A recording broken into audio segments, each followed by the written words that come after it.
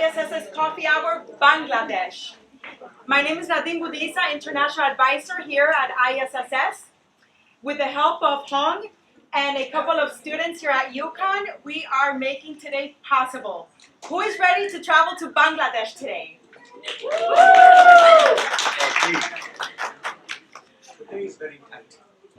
So here at ISSS, our goal is to make sure that our international students are well adjusted to life here in the United States. But we also welcome domestic students to come and get to know our world.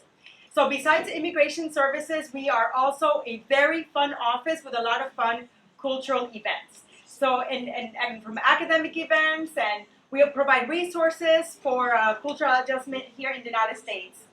So if you're ever interested in presenting at one of our coffee hours, please reach out to me or to Hong, and we'll definitely be able to fit you in a future semester for a presentation.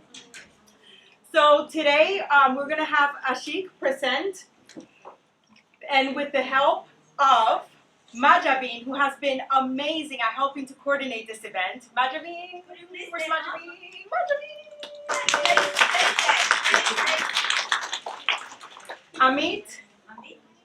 Amit, where's Amit?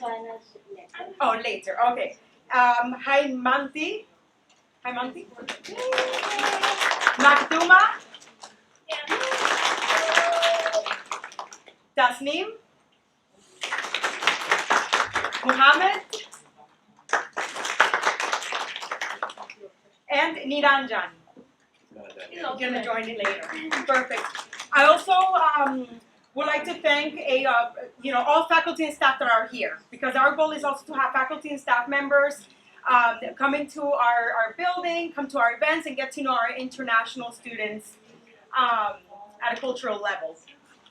And I know we have here a Professor Tasnim, if I'm not mistaken, from Eastern. So it's great to have somebody from off campus to see how we have our coffee events here at UConn, and she's right there at the line.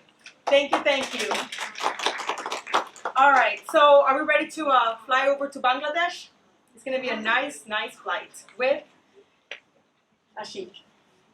Well, hello and welcome to this ISSS Coffee Hour. So my name is Ashik. I'm from the physics department here in UConn. I'm originally from Bangladesh. It's my 5th year in the US, so it's been a long journey. We especially thank ISSS for letting us present today, because it's a sort of a special day for people of our country, and we're going to tell you why if you're not familiar with that yet. So let's get started.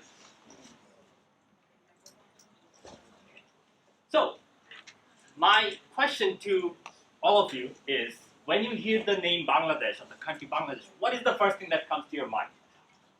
Any guesses? Any? Bangla? Okay, because, obviously. Thank you. Anything else? Okay, how about when you go to, buy clothes, do you ever notice that the word, like, the name of the country is written in the back of your, t-shirt and shirt? Yes. Okay, what about, the garments factories where, people produce the clothes? How about the tea? For example, if you meet one of us, the first thing that we would offer you is probably tea. So, it should probably be renamed as Bangladesh Cha Hour instead of Coffee Hour. What about the interesting spicy foods? Of course, if you are spice tolerant. Especially like fish and stuff, and of course that biryani. We have interesting, views if you ever visit. Okay, and if you are into cricket or any sort of sports, and if you're into cricket, then you probably have heard the name Bangladesh popping up quite a bit in the recent times. And also, it's a country full of various colors. If you're going for a rickshaw ride, it's not black and white like in New York. It's like beautiful colors. People wearing colorful jewelry, like bangles, which are quite colorful.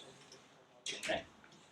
Now let's give a basic background of where it is located and geographic location and climate and stuff.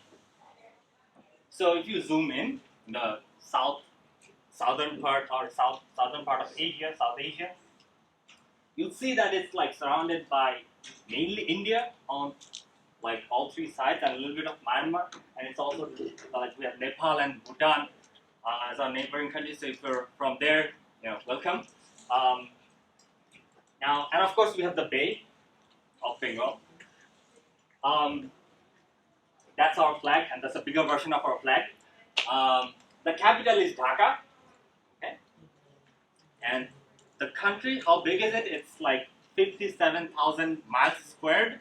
As a comparison, that's almost equal to New York State, okay? However, the fun part is that the people, or number of people living there is 170 million, which is like almost 9 times as much as New York. Okay, so it's crazy. If you think New York is crazy, you should visit Bangladesh and experience 9 times crazier than that. Now the weather is tropical monsoon, which means it rains when usually in other parts of the world it doesn't rain, it rains over there. So we have like 2 more extra seasons. Like the rest of the world have 4 seasons, we have 6. Just to accommodate for the fact, and that helps us produce a lot of food, a lot of different diverse food that you will see in later slides. Okay. Now we have a pretty big or long history, like thousands of years. But let's just go a few years back. Let's say just 300 years, for example. We had Mughal dynasty, which were ruled by independent Nawabs. They were sovereign rulers of the land. And the Bangladesh, and along with some parts of India, we had something called Bengal, okay? But that didn't last that long. Like, British people came and beat the Mughal people in the Battle of Plassey in 1757, okay? So before Bangladesh, we had this Bengal province which consisted of Odisha, like present-day Bangladesh, and so we have 3 different parts, and but that was not sovereign anymore when the British invaded. However, like when they left, before they left, they made some interesting socio-economic changes, cultural changes. So it was okay. It lasted for 200 years, but after they left, somehow they decided to divide up the subcontinent in 3 different countries. Based on what? Based on the fact that people over here in India have Hindu religion or non-Islamic religion, and the people over on the 2 way different parts of the land, they are mostly Muslims. So they divided up the region based on religion, which doesn't make sense. Okay? So now, after that, since it's like that didn't work out, we will tell you why in the next slide. First of all, we were a part of the country Pakistan, which initially was West Pakistan, and we were East Pakistan, but then we decided to form a separate sovereign country, Bangladesh, in 1971. And I'll tell you how that happened in this slide here. Now, as you probably know, 98% people in Bangladesh speak Bangla.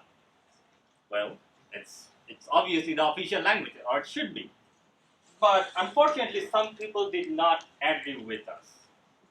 75 years ago, in 1947, when this country, Pakistan, or West Pakistan and East Pakistan formed, they wanted us to speak only Urdu, or use Urdu as the official language. I'm like, how does that even make sense?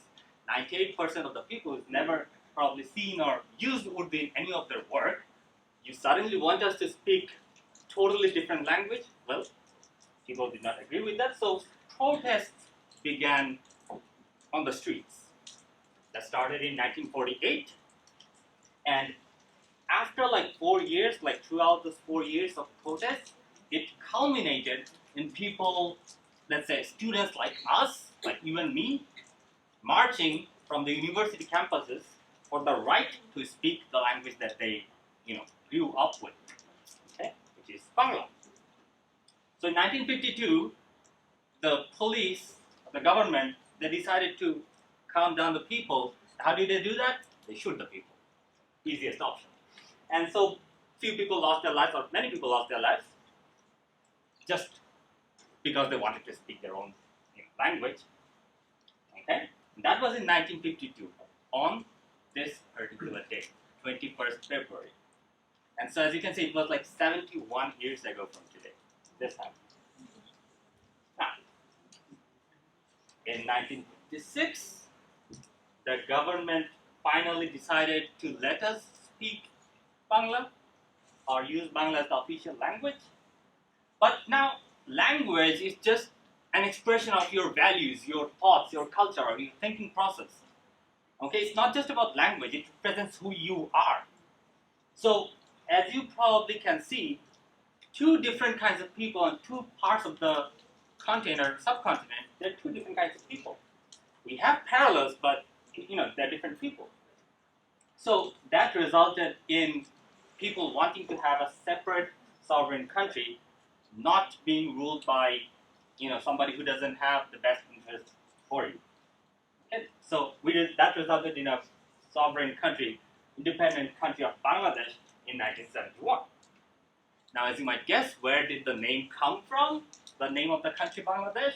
Well, it's literally Bangla is the language, and we are so emotionally connected to our culture, our language, that we decided to name our country Bangladesh. Desh means country.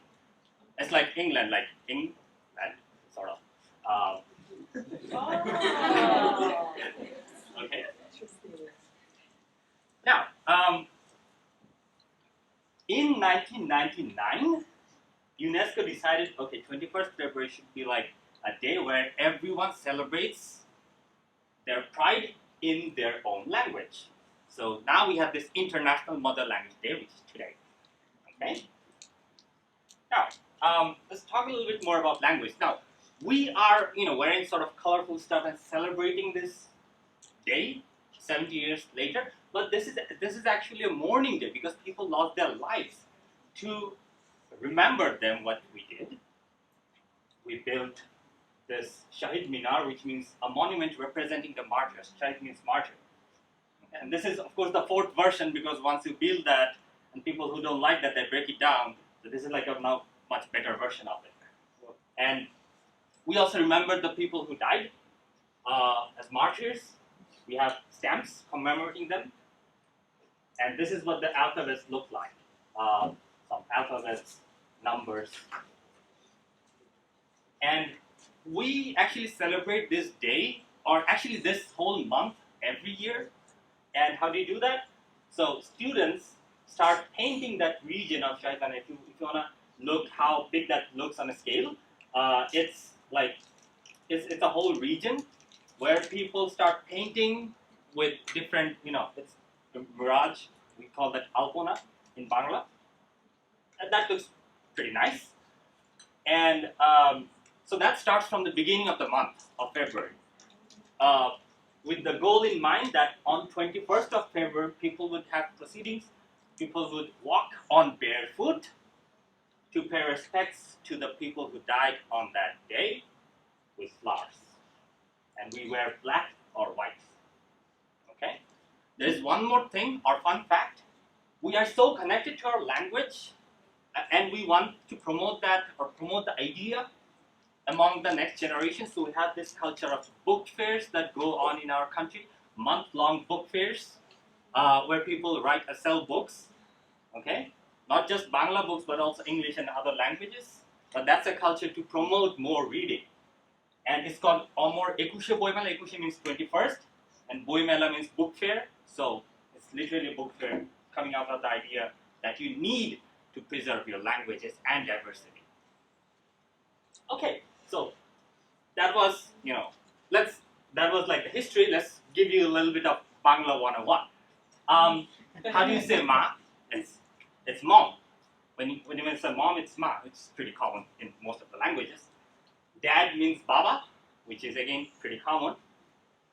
If you talk to one of us, we'd probably be saying bhai, which is brother. So if we're referring to somebody senior, so for example, Masood, I'd call him Masood Bhai. It's not on the slide, but that's pretty common. It's like, oh bhai.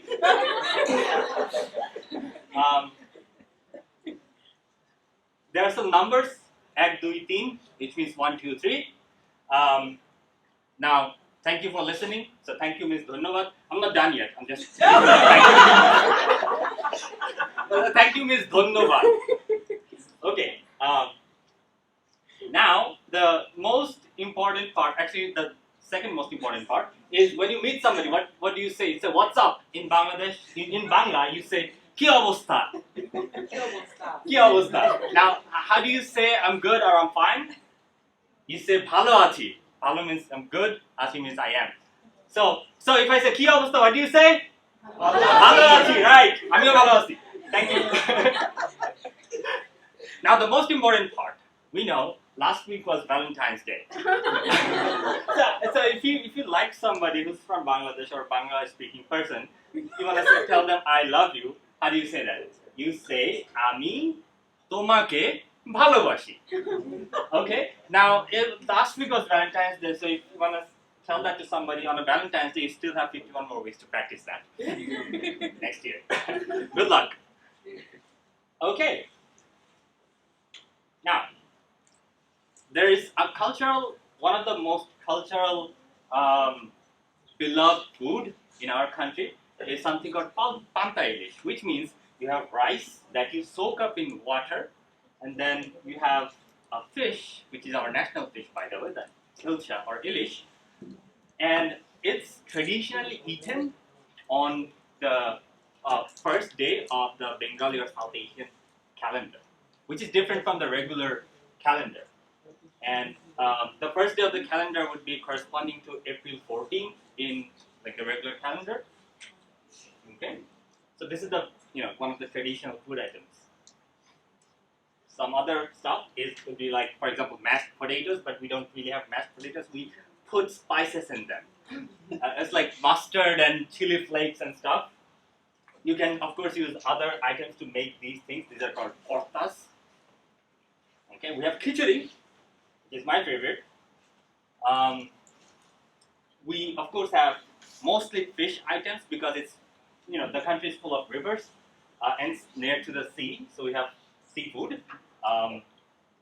We have of course the biryani, and this is traditional kachi biryani, which is made out of mutton, and it's usually served in wedding ceremonies. And that's like pretty heavy meal.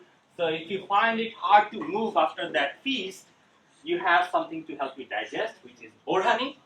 That's made out of some sour stuff and betel leaves, and it's kind of sour. It sort of helps you digest because it also has probiotics. Okay. We have dessert items. I have a question. Yeah. So on top of biryani, is there potatoes? Yeah, there is potatoes. So that's something different. If you see like Indian biryanis, they rarely. I've never seen anybody use potatoes on the biryanis. No, it is used in Kolkata. It is? Okay, yes. Kolkata biryani beans with a potato. Okay, yeah. So Kolkata was a part of Bengal, so we shared that same potato on the biryani.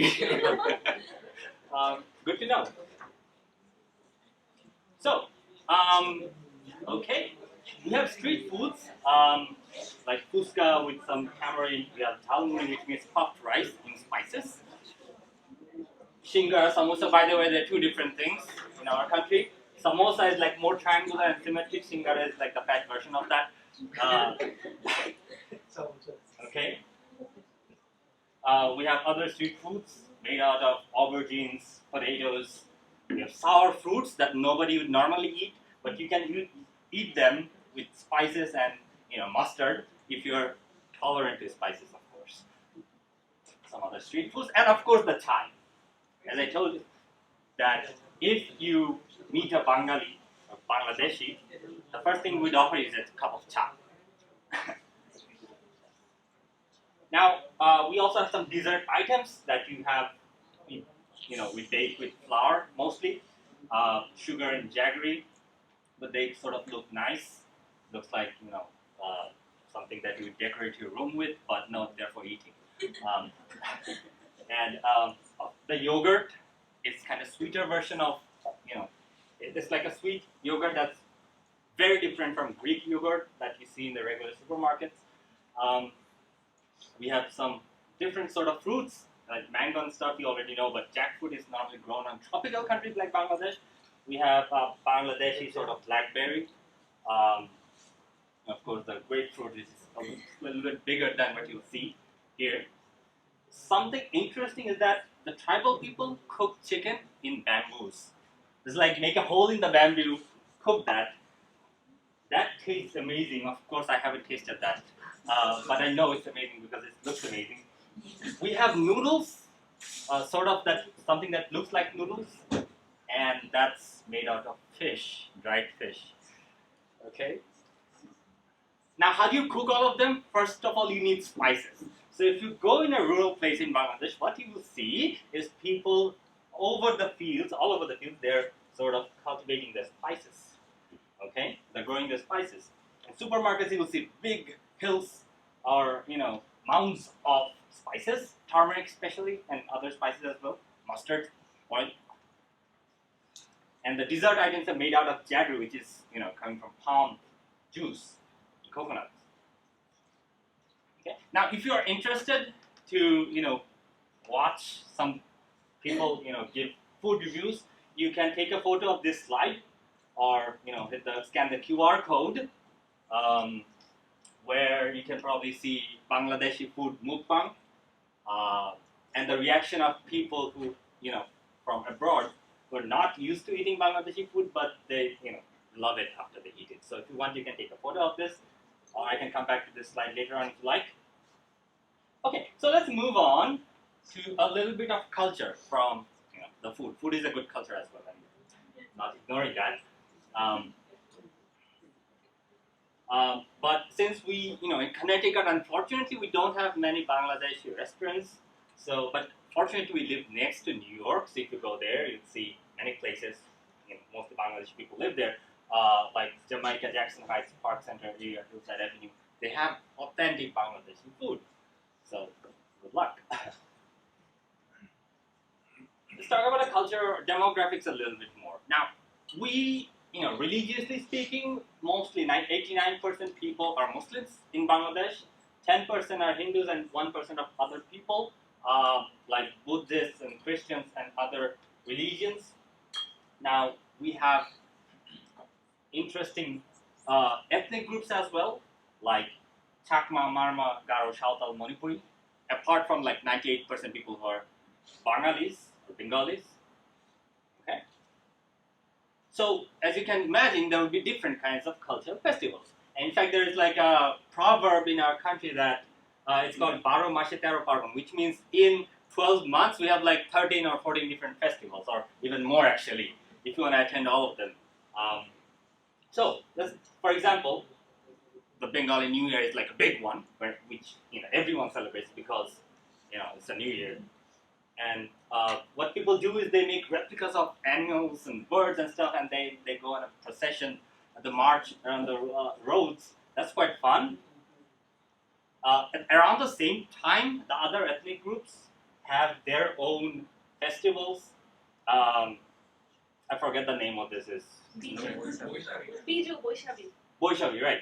So it's similar to Boishakhi. It's like Boishavi. And other than that, we have, so we are welcoming the new year. We also welcome like the beginning of spring by wearing yellow or colors related to that. That sort of symbolizes spring of life. Now, fortunately, that sort of coincides with 14th February, which is the Valentine's Day, so you can actually sometimes wear red or orange and, have two of them at the same time. Similar festival is Shakran, where people fly kites. So you'd see in the evening time, colorful kites flying on the sky, kites. Okay, but religiously, there's like the biggest festival, which is two of the Eids, Eid al-Adha and Eid al-Fitr. So Eid al-Fitr, if you're familiar with Muslim rituals, we fast for 1 month, and then at the end of the month we have Eid. And another biggest, second biggest festival, religiously speaking, is Durga Puja. We also have Christmas. There's a church, as you can see, people are sort of celebrating Christmas, and people meditating in Buddhist temples during the time of Buddha Purnima. Now, what about the rural life? Previous slide was sort of urban and rural mix, but in rural life they have sort of their own culture as well. Mostly people are farmers and fishermen, but we talk about women empowerment a lot. Well, I'll give you a good example of that. We have women contributing equally, if not more, to the lives and families of people in the rural Bangladesh. As you can see, they're pretty involved in farming process, but also a person in Bangladesh actually noticed that women are more responsible with money. So if you lend them a little bit more money, they return it in time. They're willing to keep promises in terms of money. So he started lending money to women because they're more responsible in taking care of the family and returning the money in the end. That landed him the Nobel Prize because that's called microfinance. Okay, so here's Dr. Yunus from Bangladesh who won the Nobel Prize for coming up with this idea. Okay, in village life you'll see interesting fairs and some boat rowing competitions and festivals where around 50 people on a boat or 50 to 100 people on each boat row. It might be a competition or it could be just a fun participation, and they sing interesting songs, folk songs. We also have something that would look like a Ferris wheel, except it's like not a wheel, it's like square shaped. But that's a Ferris wheel that people sort of pull down, and it isn't run by any machines or something. It's like people are manually running it, and this is quite small, so you can actually carry it around. It's like portable Ferris wheel. Okay, so that's what you call Nagordola. We have circus and people enjoying some local theater or drama. We call that Jatra Pala, and we have really nice musical culture. So, for example, bauls, which is a part of the UNESCO heritage. They're singing with an instrument called ektara, and we have a replica of that over there. It's just one string. So if you want to make good music, one string is enough. So now a little bit more about, let's say, what do we wear normally? As you can see, I'm wearing a kurta Punjabi. But so in this picture, you can see women wearing something called muslin. It's not Muslim, it's muslin, N in the end. Now this cloth it requires so much mastery and skill to make, and it's so fine and light that it was said that you could fit a whole cloth in a matchbox. Unfortunately, good things don't last, so we forgot how to make that. But we have cousins of similar clothes. So, for example, Jamdani Muslim, not a replica, an actual shari over there on the desk. You gotta have a look or maybe take a photo. But that's traditionally worn when you're getting married by the ladies. They're quite bright, light. I haven't worn them, so I don't know if they're light or not. But there is this lokshi katha, which means we have blankets that people hand sew with interesting designs. As you can see, somebody's doing that. Okay? They draw interesting designs with their sewing kit. In terms of musical instruments, there's one ektara and there's something called flute or bashi, which is pretty common, but the sound is quite different from regular other non-South Asian flutes. We have ektara, dotara. Okay. Now, if you ever visit Bangladesh, where would I recommend you go? First of all, if you're going as a tourist, you can visit Cox's Bazar, which is the longest sea beach. You can just walk for 130 kilometers on sand from Bengal. But if you're not so fond of him, got this guy and some other animals. If you are feeling particularly adventurous, you can ask some of the rural people or villages to get you to collect honey from the beehive directly. Good luck with that. So, other than that, if you're looking for like urban places to visit, sort of urban, you could have a look at the Shat Gombuj Mosque. Shat means like 60, Gombuj means domes. You have like a lot of domes, but actually there are like 77 domes over here. We have ruins of Buddhist vihars from 8th century. Okay. Now, at least 2 of these are like UNESCO World Heritage declared. There's something else. It's ruins of Panam city, which was built in 13th century. We have the Lalbagh Fort, which is still there. Asan Manzil is there. Were built by the Nawabs. Okay. Curzon Hall was built by Lord Curzon. Now this hall was then transformed into, or is now a part of the physics department in Dhaka University. So I'm fortunate enough to have attended a couple of the classes, even though I'm not from Dhaka University, by the way. So if you're into architecture or physics, you can visit there.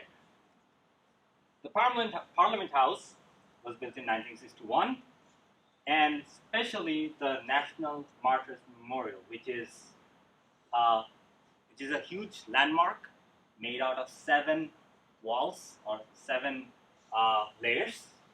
It's kind of hard to see from up there, but these are all walls. You can walk through them. I mean, not walk through the walls, but around them. And the 7 pillars, they sort of represent the 7 different like major movements in our country, including the language movement in 1952. There was a huge mass uprising in 1969, then the Liberation War in 1971. So there are like 7 different major national events that's being represented by that huge landmark. Okay. Other than that, if you're more into nature, of course you can visit the hilly places in Nilgiri, hilly places in the south eastern part, the northeastern part.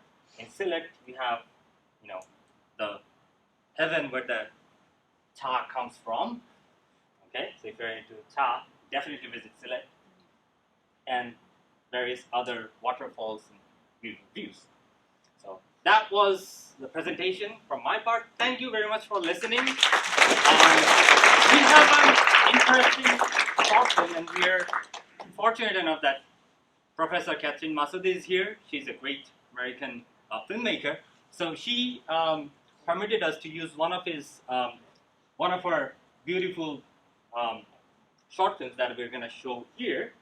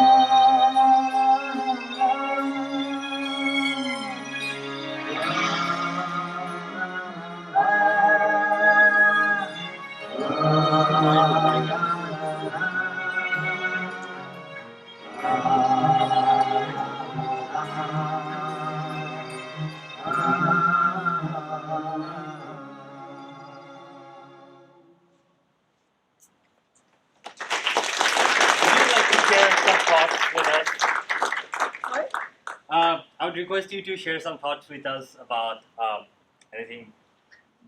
Sure. Well, thank you. First of all, Thank you for coming. thank you to the Center for International Students and Scholars for making this event possible. And also thank you to the Bangladesh students and scholars who are here, and also our other international friends and local friends who are here with us today. It was really wonderful for me to see your presentation and see so many places that I know I have been to, because I spent many years actually in Bangladesh. And so it's like a kind of homecoming to be here in Storrs, Connecticut, and have a little bit of Bangladesh here as well. So thank you for that.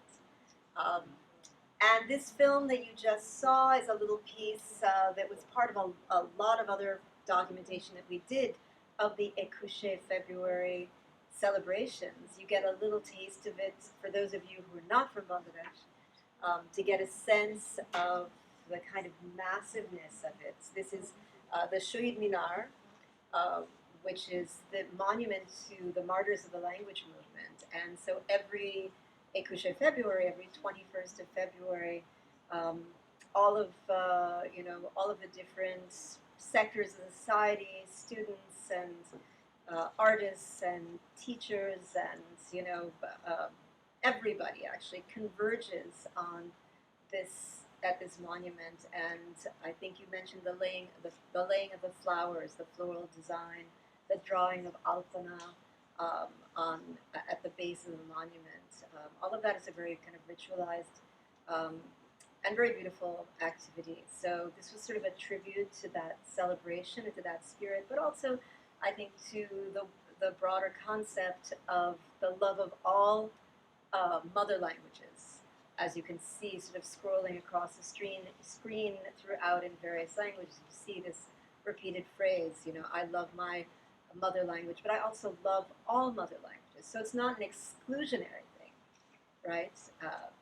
Amar matribhasha ke bhalobashi, ami shokol matribhasha ke bhalobashi, right? Two concepts, right? One after the other. So this is kind of the spirit I think that we should all be celebrating on this day, and it's also I think in recognition of the importance of that movement in Bangladesh, which is the movement that has brought together people in so many different parts of the world around their culture and their language, and in celebration of that and expressing their pride in that. So that is why it's been recognized by the United Nations as International Mother Language Day. So all of that being said, again, it's really wonderful to be here and to connect with so many Bangladeshis, Bengalis also at UCONN. So I hope to continue that association. Thank you so much. I'm not at all an expert. It's like, I think the third or fourth time I've been playing this instrument. Singing with one string is not easy at all. I don't know how vowels do that. But we'll give it a try. No strings attached. One string attached. Okay.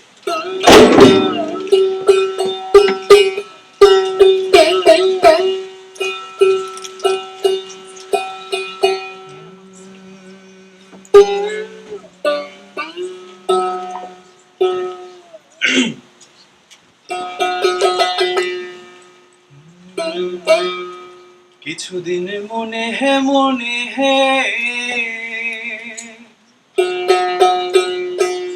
কিছুদিন মনে ঘরের কোণে কিছুদিন মনে মোহনে ঘরের কোণে শ্যামের পীড়িতে রাখ গোপনে কিছুদিন মনে মনে কিছুদিন মনে মনে ঘরের কোণে কিছুদিন মনে মোহনে ঘরের কোণে শ্যামের পীড়িতে রাখ গোপনে কিছুদিন মনে মনে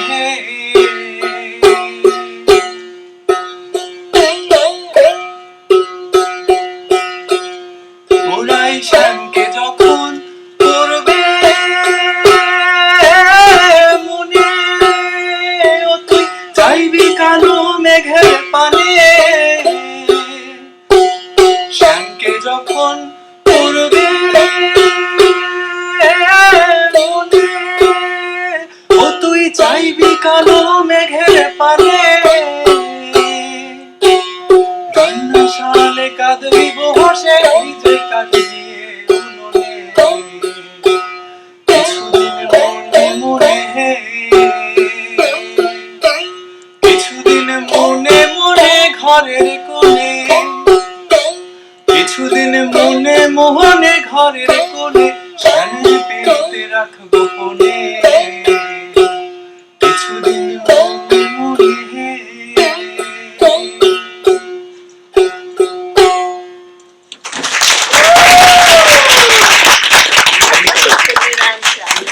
Awesome. So that's kind of a very rough use of like Kaktara. What are the flutes? Bashi, bashi. Yeah, that. Give it a try. I've seen you Okay. play the red. It's actually been a while that I've played flute. I've tried.